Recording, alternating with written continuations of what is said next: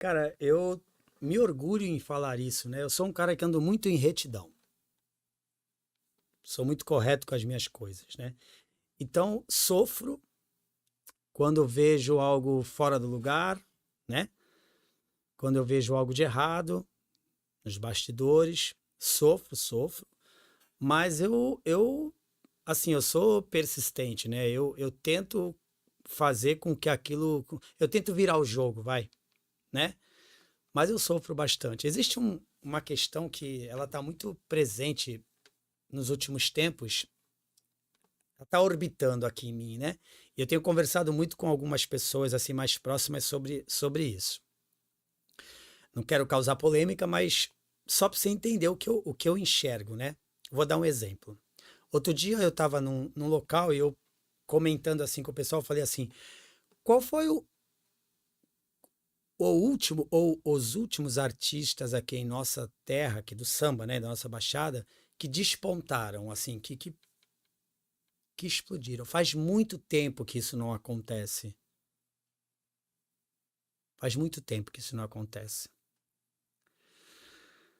E aí eu comecei a refletir, eu falei assim, poxa, será que falta pra gente que é do meio se profissionalizar mais? Eu também me cobro com isso, tá? Por que que eu tô te falando isso? Porque eu fico observando.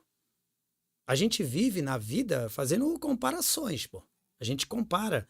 A gente compara o nosso trabalho com o trabalho da rapaziada que tá ali do lado, entendeu? Aí a gente vê algumas coisas que eles fazem que são muito legais e a gente tem que ter como referência, precisa se espelhar nisso.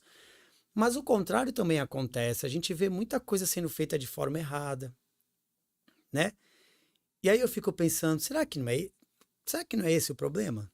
Tipo, as pessoas não se profissionalizam mais, não levam tão a sério, de repente, aquele trabalho, né, da música, e aí, por conta disso, não decolam, não dão alguns passos, tal.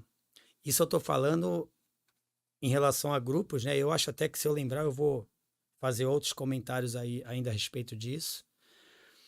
Aí nós temos do outro lado os contratantes, né? Tenho muitos amigos contratantes, muitos amigos. E eu não vou generalizar, tá? O que eu vou falar aqui, não estou generalizando.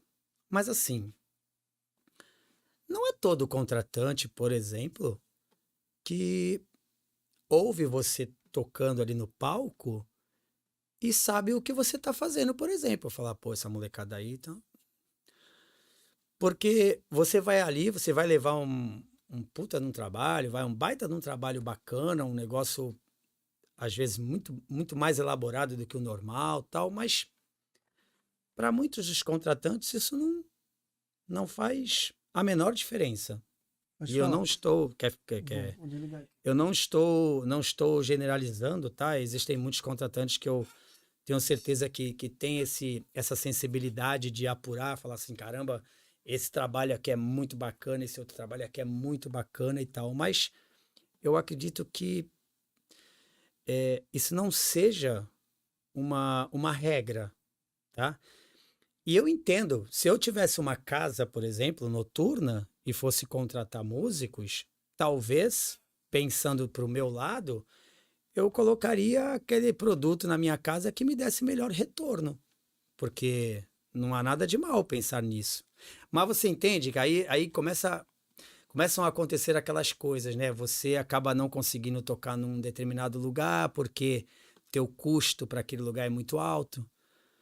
Aí você vê pessoas do seu convívio, né? Outros grupos que estão sempre ali com você, indo tocar nesses lugares. Aí você começa a imaginar o que você fala assim, pô, o cara não paga o meu cachê que eu tô pedindo porque ele fala que o meu cachê tá alto, mas eu tô vendo aquela rapaziada indo tocar lá no mesmo lugar.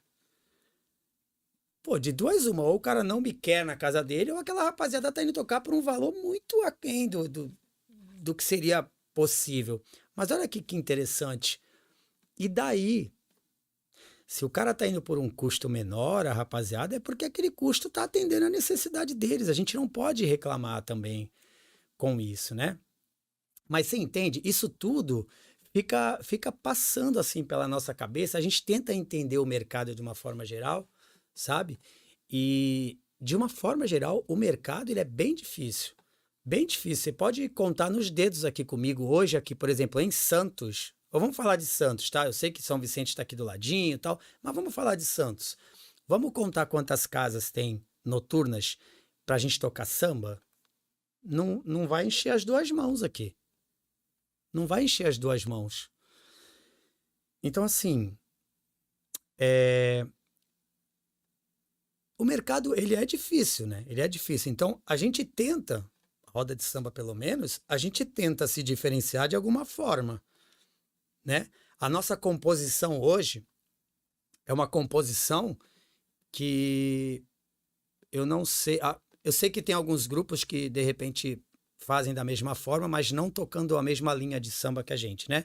Outro, de repente, tocando samba, mas outras vertentes, tal. Mas a gente, por exemplo, a gente leva batera, leva baixo. Até um tempo atrás a gente tinha um piano no palco, piano, teclado, né?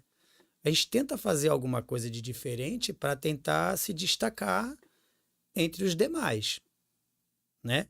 A gente tenta fazer. E eu, inclusive ontem eu estava na Sedinha e eu estava conversando com o Samuca. E quem mais que estava comigo? Eu estava conversando com o Samuca e com... Meu Deus, não lembro quem estava ali, acho que era o Thiago. Acho que era o Thiago que toca comigo, eu não lembro quem estava ali comigo. Samuca do Mistura. A gente estava falando justamente sobre isso, sabe? Assim, das dificuldades que o mercado impõe, né, para os grupos e tal. E que isso passa pelo profissionalismo de cada um dos grupos e também pela... Como é que eu posso dizer? Pela dificuldade que a gente encontra também quando a gente vai negociar com o contratante. E o contratante, por sua vez, eu também enxergo o lado dele, sabe? O contratante também tem os custos para manter uma casa aberta numa cidade que pouco apoia, entendeu? Numa administração aí que, de repente, pouco apoia aí as iniciativas. Hoje você não pode abrir uma casa de samba, uma casa noturna, por exemplo, aqui para os lados do Canal 5, Canal 6 e tal, porque o som vai incomodar todo mundo. E aí você não pode fazer nada, assim, entendeu? Então, assim, tem uma série de questões que a gente fica lidando com o dia a dia, quando a gente está ali trabalhando e tal, tanto com os músicos, com os profissionais que são nossos amigos. Eu me incluo também nisso aí, porque eu não sou perfeito. Uma série de questões que eu até falei ontem. Eu falei assim, poxa, eu tinha muita vontade de um dia reunir a galera assim num bate-papo, não pra gente beber, não é isso, nem pra gente tocar, mas pra gente conversar sobre samba e as questões que estão envolvendo o nosso trabalho, sabe? O que precisava melhorar? O que a gente tinha que melhorar na gente? Será que a gente tinha que cumprir melhor os horários?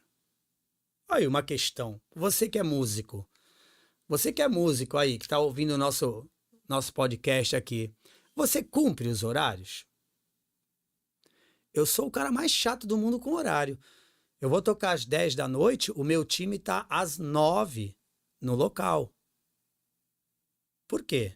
Porque se o cara tiver alguma intercorrência no meio do caminho, ele tem um tempo suficiente para resolver. Se a gente tiver um probleminha no lugar de trabalho, a gente tem um tempo suficiente para resolver.